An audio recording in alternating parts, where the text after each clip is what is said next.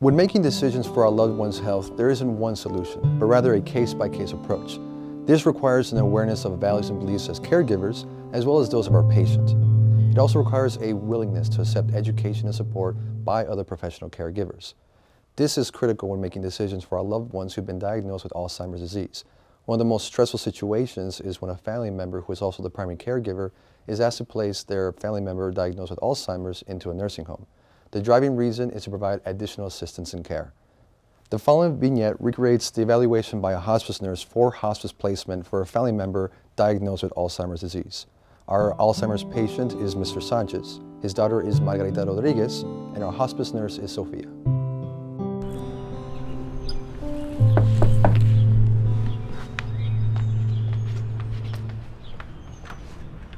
Yes? Good morning. My name is Sofia Serrano. I'm from Lumina Hospice. I'm looking for Margaret Roques. Do you mean Margarita Rodriguez? Yes, I'm sorry about that. Oh, that's fine. No problem. Come in. Would you care for some coffee, water, tea? No, I'm fine, thank you. Before I see your father, I would like to talk to you about why I'm here and to give you some information about the services we can offer you and your father. Sure. To be frank, Dr. Costas was really insistent on you coming here. Didn't seem I could say no. But don't take this personally. I usually don't have strangers come to my house and tell me how I should take care of Papi. I see. Did Dr. Costas tell you why he was so insistent? Well, I made the mistake on telling him that I wasn't getting enough sleep and that I was really irritable and anxious because I can't leave the house. And why can't you leave the house? Well, because if I leave, Papi will be calling me every hour, asking me, where are you? And besides, I don't have anybody that can stay with him that speaks Spanish or that I trust, except for our friend Mario, but he moved back to Nicaragua. And what about your mother? Can she stay with him? No, not really. She's staying with my sister who just recently got divorced and is helping her with her 2 kids. I understand. And why do you think it was a mistake telling Dr. Costas about your anxiety? I don't want to abandon Papi. After all the sacrifices he did for us, bringing us to America, and putting him in a nursing home would just be betrayal. Just thinking about it makes me feel anxious. So your father immigrated from Nicaragua? No, he didn't immigrate. He moved here for work, and then he met Mommy, and soon after they were married. I see. And how long have you been feeling anxious about your situation? Well, I felt like this since 5 years ago when he moved in with me. There's a saying that helps me understand my role. God gives you tasks to do, and one must meet them as best as possible at all costs. When I was visiting my parents, I noticed Mommy had a bruise on her arm and one around her eye, and she said she had fallen, but it seemed strange. Another day, she had a cut on her face, and I got scared. So I took them to go see Dr. Costas, and he tells me that both of them have memory problems, but that Papi is worse. He started him on donepezil, but he stopped taking it after because it gave him diarrhea. At home, Papi started getting really aggressive when he couldn't find his toe box or his glasses. He later started losing a lot of weight. He was getting really dehydrated. And when he caught pneumonia, I took him to the hospital. Then a social worker there tells me that it's not a good idea to keep having Mommy live with Papi and that I would have to make other arrangements. And I wasn't gonna go take him to the nursing home, so that's when I decided to bring him here to live with me. At first, it was really hard on all of us. Papi didn't want to bother me with anything. But then after a while, he stopped recognizing me and even Mommy. And that was really hard for her.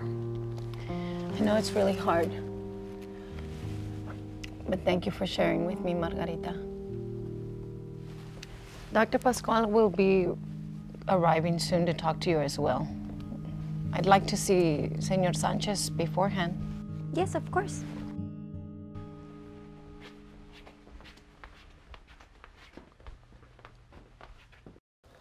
Margarita's cultural beliefs influenced her course of action. We saw the virtue of filial piety in her action of taking care of her father, fatalism in her belief that it was fate to take care of her father, her spirituality was realized when she believed God gave her this task, and her respect for caregivers in accepting Dr. Costa's suggestion. Even though she doesn't realize it, Sofia validated every single one of these decisions during their conversation. Now let's see the conclusion to this scene. While Sofia evaluates Mr. Sanchez, Dr. Pascual arrives to interview Margarita. Dr. Pascual has contacted Dr. Costas and obtained the family history and social history. Dr. Pascual is here to assess caregiver burden. I would like to ask you a few questions in terms of how you've been doing caring for your father. So to the following question, just answer either never, rarely, sometimes, frequently, nearly always. Okay? Okay. How often do you feel that because of the time you spend with your father, that you don't have enough time for yourself? Frequently. How often do you feel stressed between caring for your father and trying to meet other responsibilities such as work or your family? I hate to admit this, but the answer is always. This is my responsibility now. Papi is my job, and all my family knows this. See. How often do you feel strained when you are around with your father? Never. How often do you feel uncertain about what to do about your father? Sometimes, especially when Papi gets really aggressive and angry. He's sleeping now. Well, Margarita, based on your answers to the study scale for caregiver burden, your results are positive. What does that mean? It means that caring for your father is affecting your health. Well, I know it is. I feel it. But what else am I supposed to do? My 5 brothers are in Nicaragua. It's just me and my sister taking care of Mommy. My nephews and nieces are out of state, and it's only Jorge and Pedro, but they have families of their own. What am I supposed to do?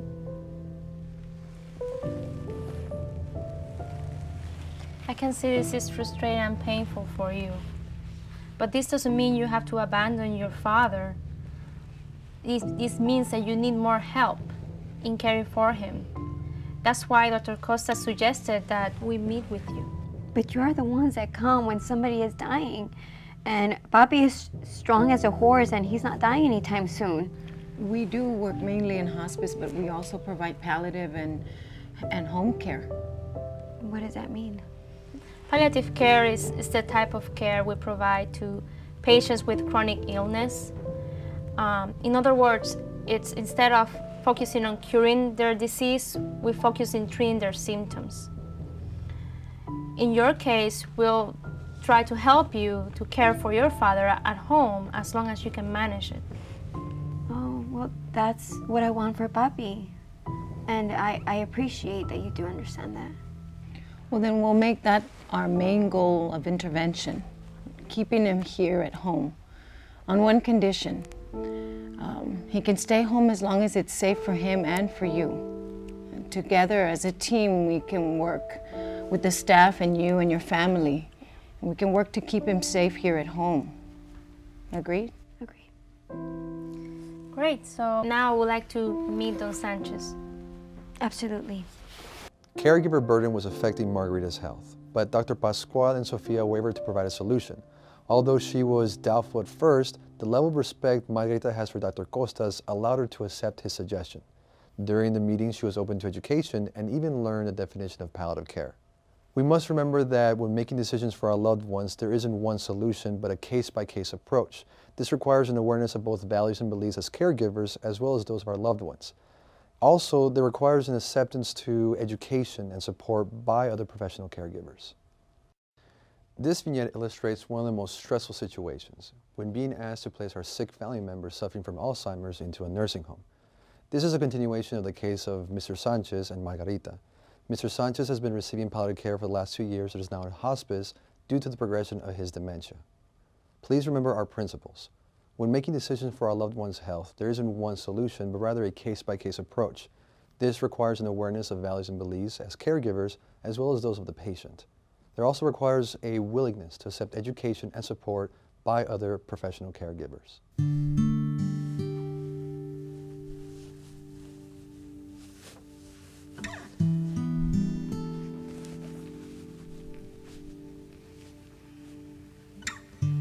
Hi, Mr. Sanchez. I'm Becky, your nurse. I'm here to give you a bath. You can call him Don Sanchez to help get his attention. Just make sure you speak up so he can hear you. Okay. Don Sanchez, how are you? Oye, qué lindo.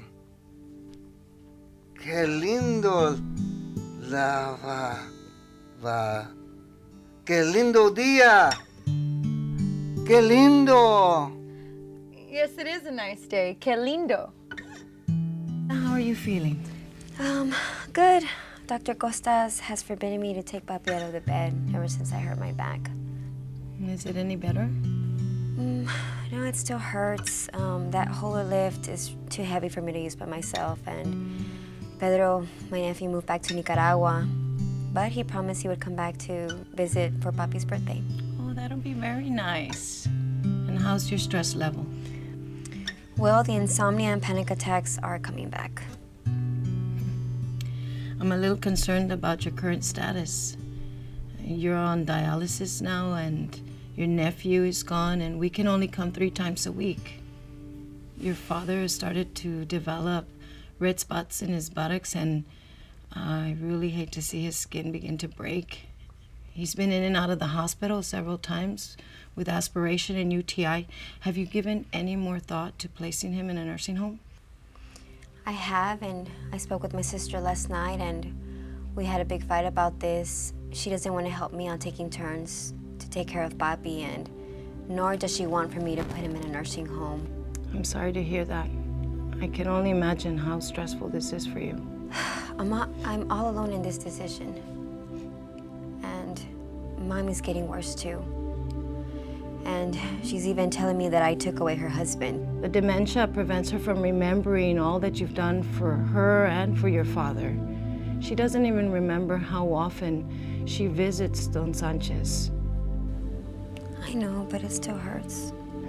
You know, I think we're at that point that we talked about when we first met, when we agreed that your father could stay here as long as it was safe for him and for you. The reality is that it's not safe for either one of you. No matter what anyone says or thinks, you've taken care of your father for the past 7 years, and he's doing well. I think it's time for you to let go and to allow others to help. Besides, your back, your sleep, your feelings of anxiety will be less affected. Your health is very important. If you kill yourself, who's going to take care of your father? It was different before because you had Pedro to help you. But he's gone now, and I worry about your health. Look, moving him into a nursing home, you can still see him every day. And the truth is, he doesn't know where he is, so it wouldn't make a difference if you put him in a new place. He wouldn't recognize a new place from home. I tell you what, we'll start him on respite care for a few days, and we'll discuss this with your brothers and sisters via a phone conversation, and just like we did 2 months ago when we discussed his feeding problem. Sound good? Yes. My body no longer permits me on taking care of Papi. And I've been praying a lot about this, and just nothing is getting better. And Papi is just getting worse, and so am I. And this is God telling me that it's time for me to let go, to just let him be. Margarita's course of action was influenced by her cultural beliefs, specifically familismo and personalismo. Within the last 2 years, Sofia and Margarita developed a friendship, and Sofia has gained Margarita's trust in her judgment in decision-making. We saw how caregiver burden was affecting Margarita's health, and Sofia offered a solution for this.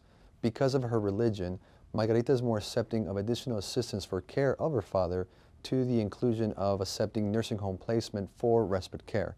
This shows a willingness and openness for education and support. After the family conference, one of Margarita's brothers moved to the U.S. to help Margarita in her father's care in his final days. Again, let us remember our principles. When making decisions for our loved one's health, there isn't one solution, but rather a case-by-case approach. This requires an awareness of values and beliefs as caregivers, as well as those of the patient. It also requires an openness to education and support by other professional caregivers. An important topic mentioned in the video is caregiver burden, which stands for the demands a family member has while caring for a patient, due to patient's behavior or physical needs.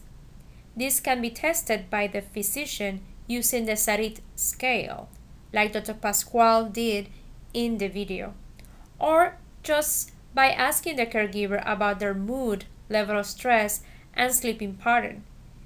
If any of these affect their function, it suggests caregiver burden.